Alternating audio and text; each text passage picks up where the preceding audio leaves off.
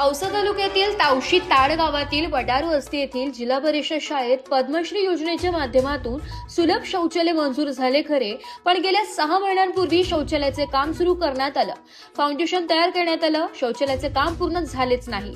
पण 6 महिन्यांपासून चालू काम बंद असल्याने पालक विद्यार्थ्यांत नाराजीचा सूर आहे.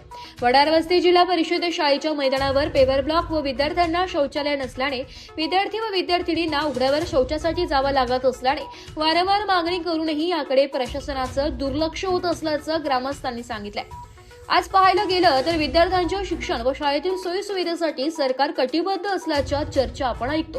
पण तावशीताड गावातील वडार वस्ती जिल्हा परिषद शाळेतील विद्यार्थ्यांना खेळासाठी असलेले क्रीडांगण हे चिखलमय असून या क्रीडांगणावर पावसात चिखल होत असल्याने विद्यार्थ्यांना खेळासाठी मैदान उपलब्ध व्हावं यासाठी अनेक वेळा लोकप्रतिनिधी व प्रशासनाला वारंवार पत्रव्यवहार, शौचालय व क्रीडांगण मागणी करूनही याकडे प्रशासनाचं दुर्लक्ष असल्याने ग्रामस्थांनी सांगितलंय. आज पाहायला गेलं तर विकसित भारताची सुरुवात करत असताना एकीकडे म्हटलं जातं की विद्यार्थ्यांना सोयीसुविधा द्या व एकीकडे शालेय विद्यार्थ्यांना शौचालय व क्रीडांगण पासून दूर ठेवणे व यासाठी संघर्ष करणारे विद्यार्थी आपण तावशीताड गावातील वडार वस्तीमधील जिल्हा परिषद शाळेत पाहायला मिळाले.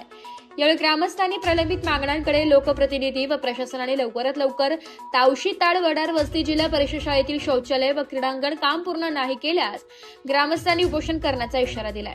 यावेळी सरपंच रमा कांबळे, उपसरपंच अर्जुन घाडगे, शालेय समिती अध्यक्ष हनुमंत चव्हाण, सदस्य लक्ष्मण चव्हाण, तानाजी चव्हाण, सदाशिव रोडगे, संभाजी पवार, अभिमान चव्हाण, गोविंद चव्हाण, नागनाथ बंडगर, हनुमंत जाधव, तिम्मा चव्हाण, संजय धोत्रे, राजेंद्र कोळगे, अविनाश रोडगे, औदुंबर गडीकर, रामदास चव्हाण, गुरप्पा चव्हाण, सुनील चव्हाण, महेश चव्हाण, पंडित चव्हाण, नागनाथ चव्हाण, बाळासाहेब चव्हाण, अर्जुन चव्हाण, सावित्री चव्हाण, रेखा चव्हाण, सुरेखा चव्हाण, पूजा चव्हाण, अंजना चव्हाण सह तावशीताड व तावशी वडार वस्तीमधील ग्रामस्थ, विद्यार्थी, पालक उपस्थित होते. एस मराठी न्यूज साठी तालुका प्रतिनिधी जीवन जाधव, लातूर.